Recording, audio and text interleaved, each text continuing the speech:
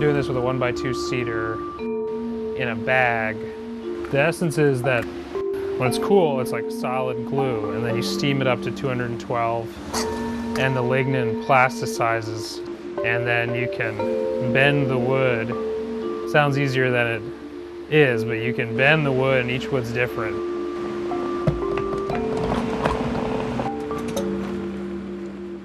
I was playing a lot of forms, a little bit like a shepherd's staff. These are gonna be the stands for the birdhouses, which is the project.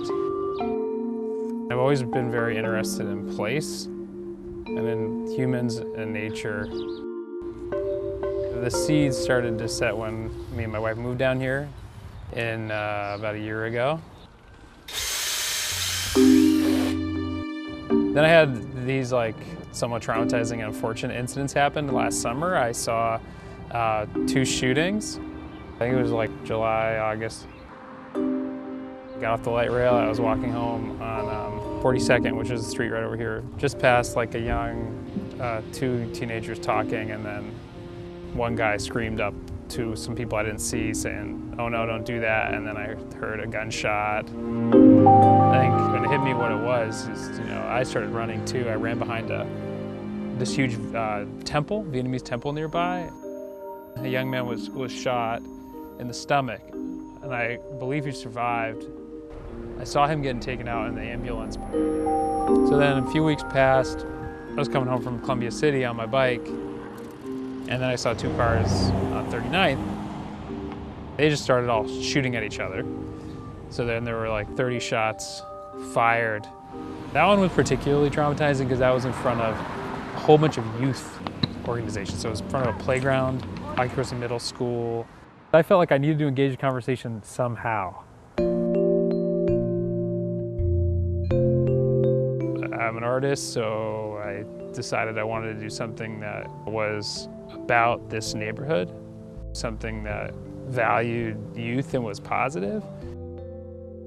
I found the leaders of 4 different organizations, so Aki Kurose, art teacher, Farhia Mohammed, she started the Somali Family Safety Task Force at New Holly, Maya Williams at Rainier Beach after school program, and then the last one was with Lauren Squires of Rainier Avenue Church. It was just this idea of having symbols that kind of exist, whether people are out or not, that there's youth and life in this neighborhood, and that is more powerful than whatever violence happens here. But I just really loved that idea, and also just with the idea of the youth kind of hosting and being connected to the wildlife and the ecology of this place. The girls got to kind of think about what type of birds would get little homes in the birdhouses that were made out of their face cast. Okay, right.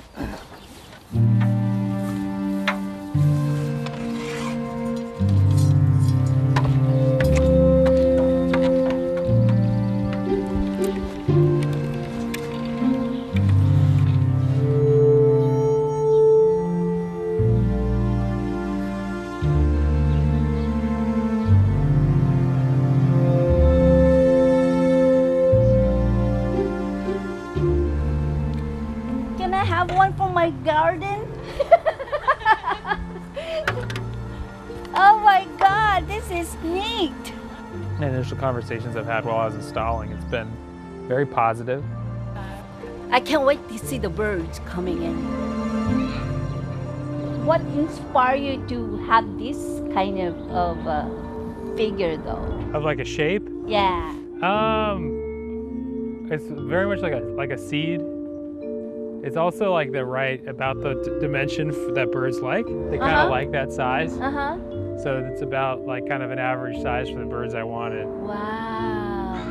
They look kind of creepy. It kind of looks like floating heads. Like the one right here on the bottom, that one looks like, both of them actually kind of looks like they're yawning. But the one over there actually looks like she's singing.